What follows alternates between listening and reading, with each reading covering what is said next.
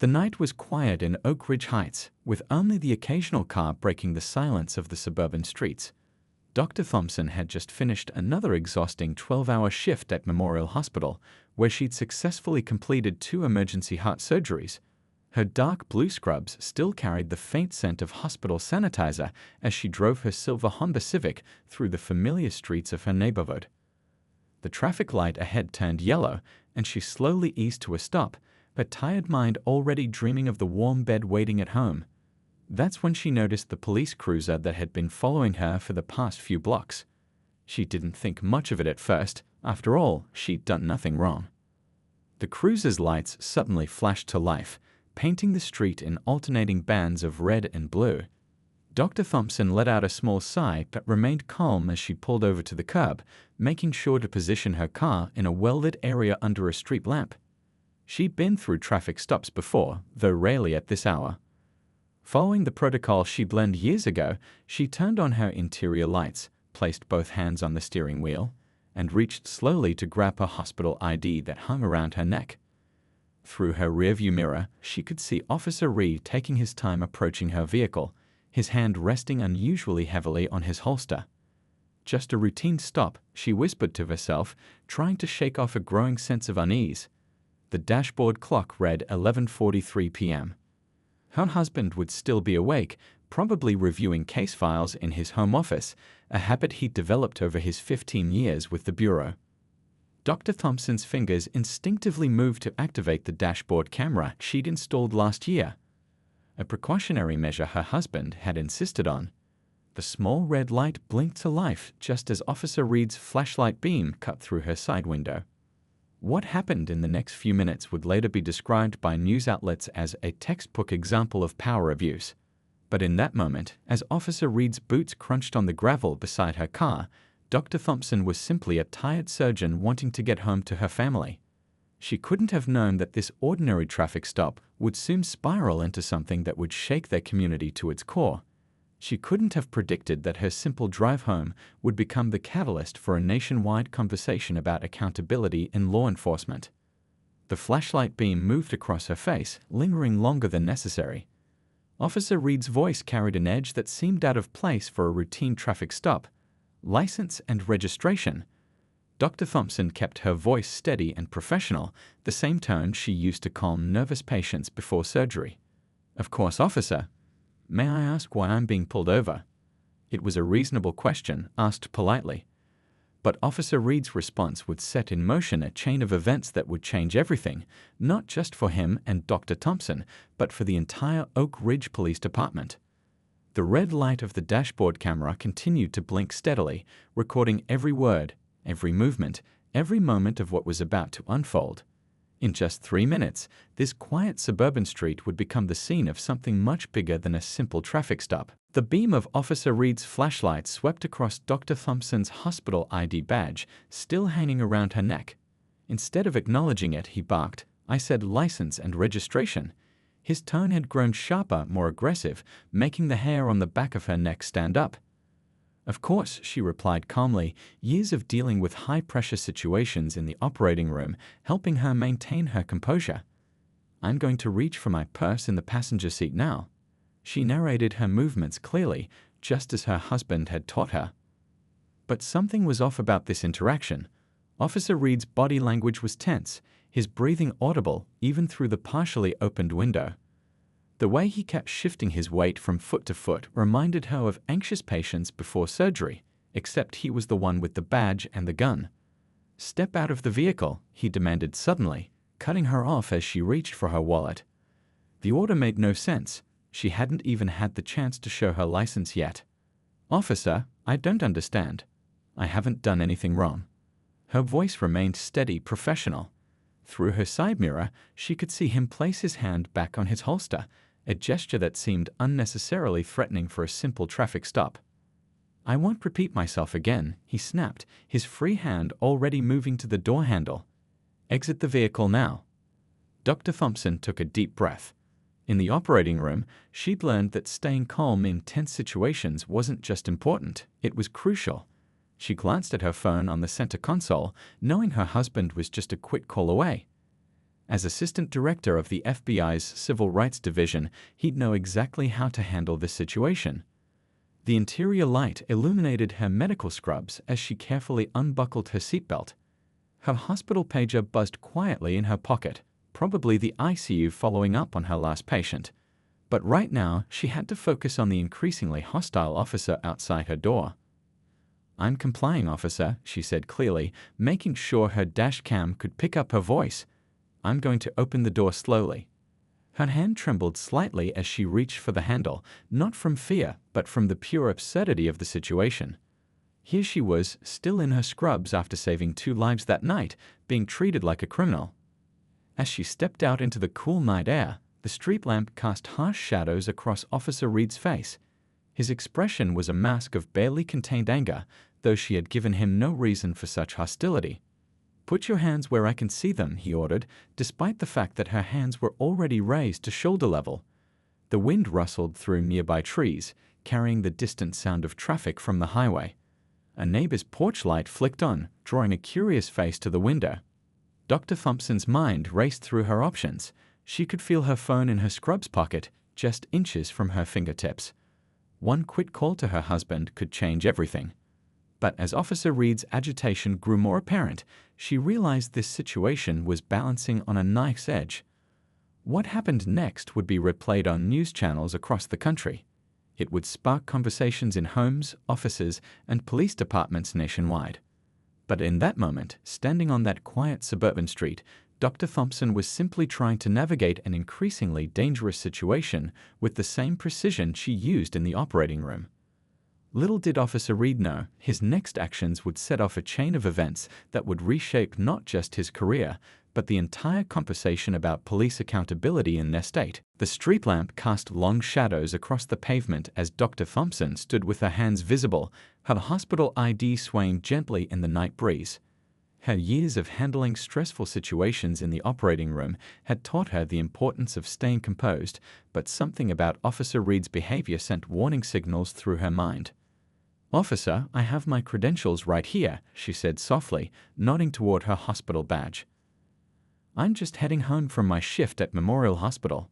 If you could tell me what the problem is." "Quiet." Officer Reed's voice cracked like a whip through the night air. His flashlight beam jerked erratically between her face and her hands, creating disorienting patterns of light and shadow. "Turn around and face your vehicle." A car drove past slowly, its headlights illuminating the scene for a brief moment. The driver clearly noticed something was wrong, their brake lights flaring red before they continued on. Dr. Thompson could only hope they were calling for help. The weight of her phone felt heavy in her scrubs pocket. One quick message to her husband could change everything. As a high-ranking FBI official, he had the authority to intervene. Her fingers inched toward her pocket, moving slowly and deliberately. "I'm just reaching for my phone," she announced clearly, knowing her dash cam was still recording. "I need to let my husband know." What happened next seemed to unfold in slow motion. Officer Reed's face contorted with unexpected rage. His hand shot out, faster than she could react. The impact was sharp and sudden, leaving her ears ringing and her cheek burning. The nearby porch lights began flicking on one by one, like stars appearing in the evening sky. Neighbors were emerging from their homes, cell phones raised, capturing the unfolding scene. The quiet suburban street had become an unwitting stage for a moment that would soon capture national attention. Dr. Thompson steadied herself against her car, her medical training kicking in as she assessed her own condition. No serious injury, but the violation of trust, the sheer abuse of power, left her more shaken than any physical pain could. Her hand found her phone, and with trembling fingers, she managed to type out a quick message: "Traffic stop on Oak Street. Need help now." She pressed send just as Officer Reed began shouting again, his words becoming increasingly incoherent with anger. 3 minutes, that's all it would take. She knew her husband's response would be swift and by the book. He had spent years building cases against civil rights violations, and now his own wife was experiencing one firsthand. The dashcam's red light continued blinking steadily, recording every moment. Officer Reed seemed oblivious to it, too caught up in his own anger to notice the growing number of witnesses. Neighbors had gathered on their lawns, their faces a mixture of concern and outrage. A young woman across the street was live-streaming the entire incident. An elderly man had his phone pressed to his ear, presumably talking to 911. The community wasn't just watching, they were taking action. Dr. Thompson touched her cheek gently, the sting a reminder of how quickly things had escalated. In the operating room, she had saved countless lives, treating everyone equally regardless of their background. The irony of being treated this way while still wearing her scrubs wasn't lost on her. The sound of approaching sirens cut through the night air, but they weren't just regular police cars. The distinctive wail of federal vehicles was mixed in, growing louder with each passing second. Officer Reed's expression changed as he too recognized the sound. What he didn't know was that his next few minutes would become a turning point, not just in his career, but in the ongoing national conversation about police accountability. The cavalry wasn't just coming, they were almost there, and they had the authority to do something about what they were about to witness. The distant wail of sirens grew louder as black SUVs with tinted windows turned onto Oak Street, their emergency lights cutting through the darkness. Officer Reed's face dropped as he recognized the distinctive federal vehicles approaching at high speed. He hadn't noticed Dr. Thompson's quick text message, but its effects were about to become crystal clear. The FBI assistant director had been reviewing case files in his home office when his wife's message came through. Within seconds, he'd mobilized his rapid response team, all without letting his personal connection cloud his professional judgment. This wasn't about revenge, it was about upholding the law. 3 black SUVs screeched to a halt, surrounding the scene with practiced precision. The neighbors who had been recording everything stepped back as federal agents emerged from their vehicles, their movements calm but purposeful. Their badges gleamed under the street lights as they approached. FBI, step away from the citizen. The lead agent's voice carried authority without aggression. Officer Reed's hand instinctively moved toward his holster, but he froze when he saw the number of agents surrounding him. His face shifted from anger to confusion, then to the dawning realization that he had made a terrible mistake. Dr. Thompson's husband stepped out of the lead vehicle, his FBI credentials visible but his wedding ring hidden. Years of experience had taught him to handle situations like this by the book, especially when they hit close to home.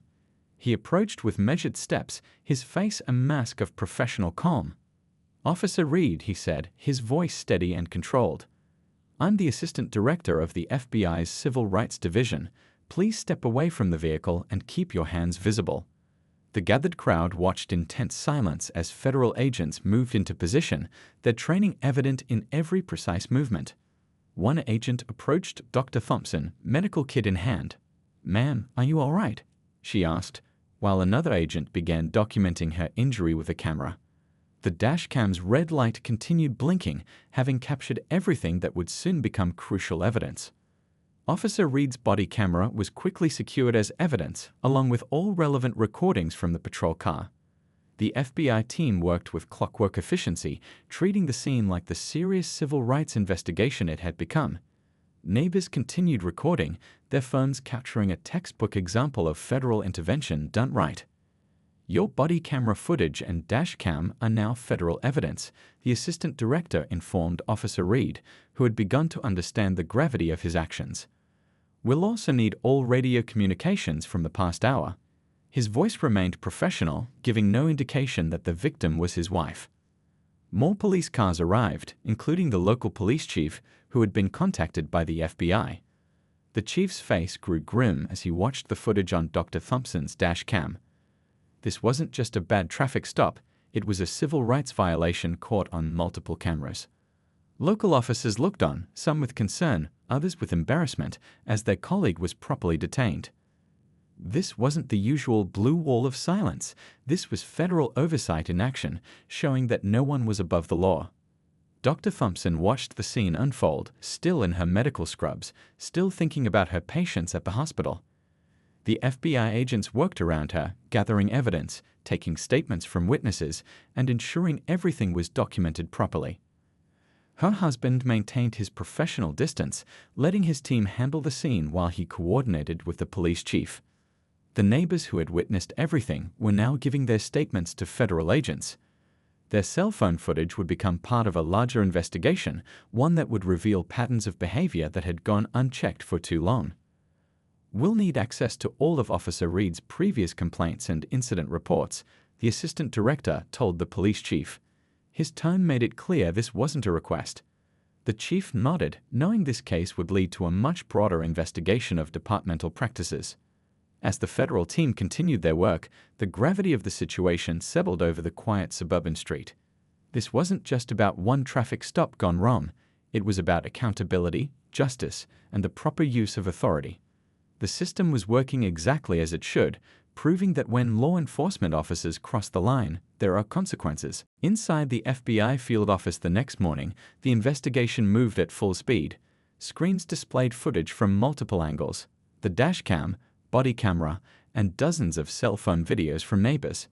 Each recording told the same story, leaving no room for misinterpretation. The assistant director sat at his desk, reviewing Officer Reed's personnel file. His wife's case had been assigned to another team to maintain objectivity, but as department head, he could oversee the broader investigation. What they were uncovering was bigger than one traffic stop. "Sir, you need to see this," said one of the analysts, placing a thick folder on his desk. "We've found a pattern." The folder contained complaint after complaint against Officer Reed, all previously buried or dismissed. The dates, locations, and circumstances formed a troubling picture of unchecked behavior.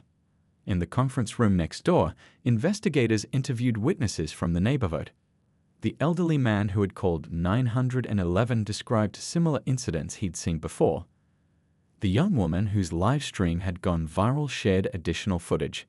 Each statement added another piece to the puzzle. "The dash cam footage is clear," the forensics expert explained, pointing to the high-resolution screen. There was no traffic violation to justify the stop. The yellow light had lasted the standard 4 seconds, and Dr. Thompson's car had cleared the intersection well within the legal timeframe.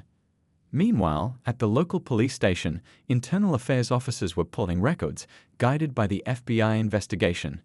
Years of paperwork that had been gathering dust in filing cabinets now came under fresh scrutiny.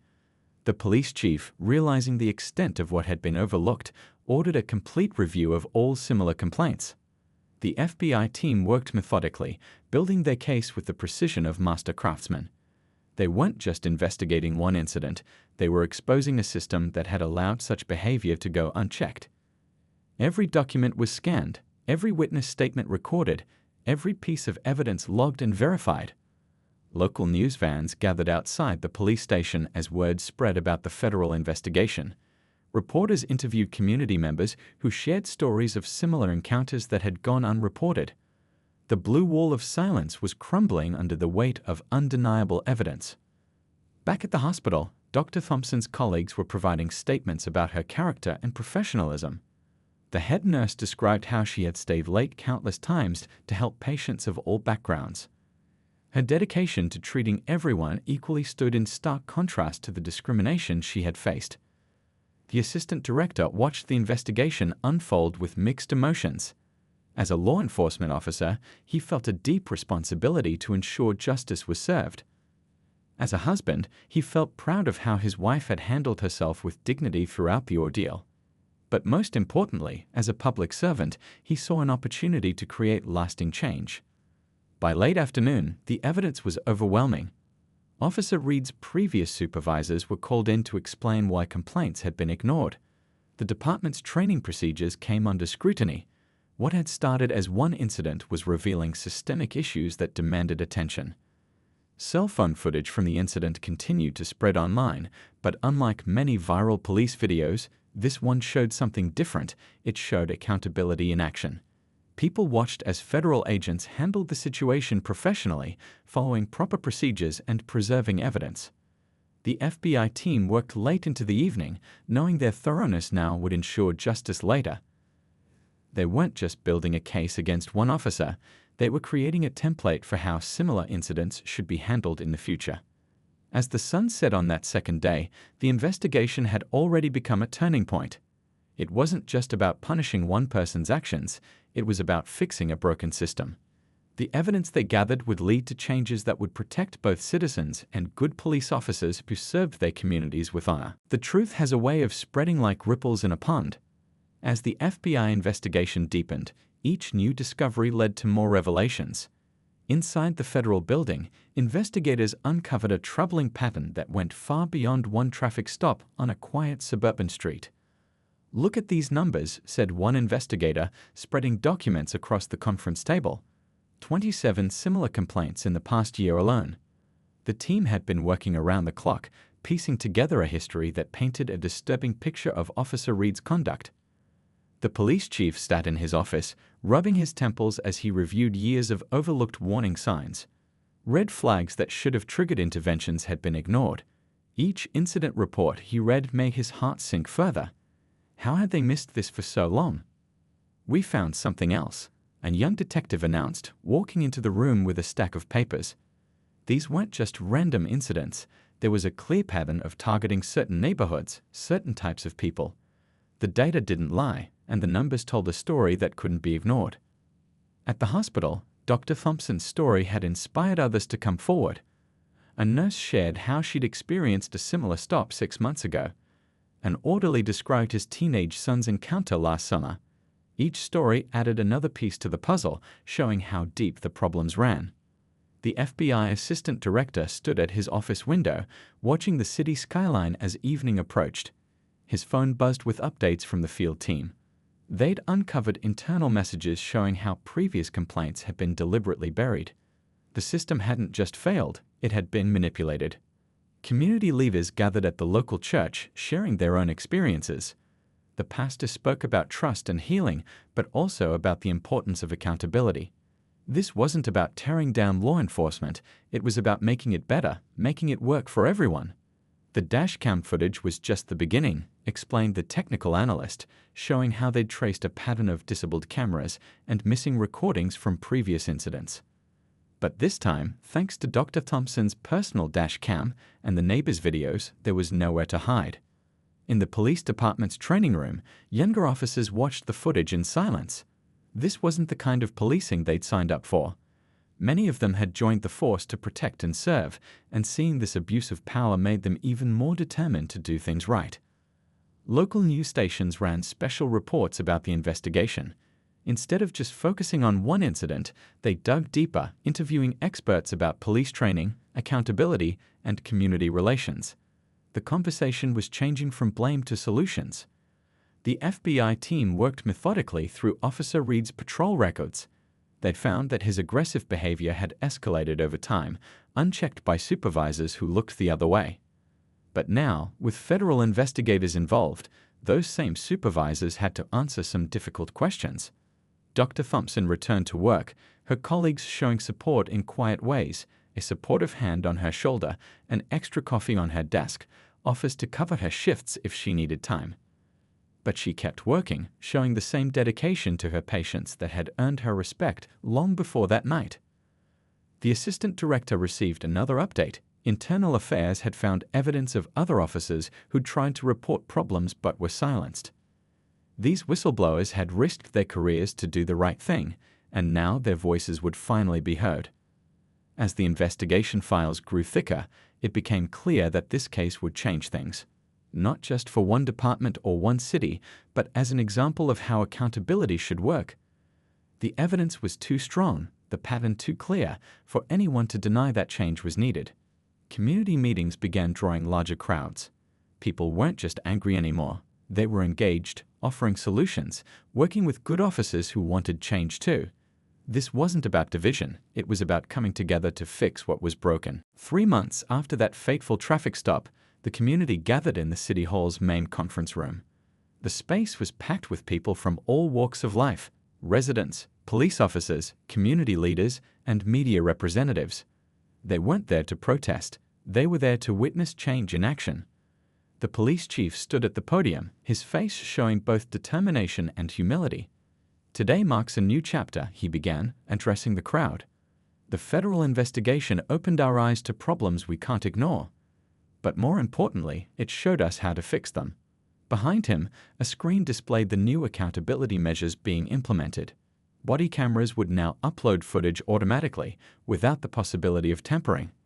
A civilian oversight board had been established, giving the community a real voice in police matters. Training programs were being completely revamped.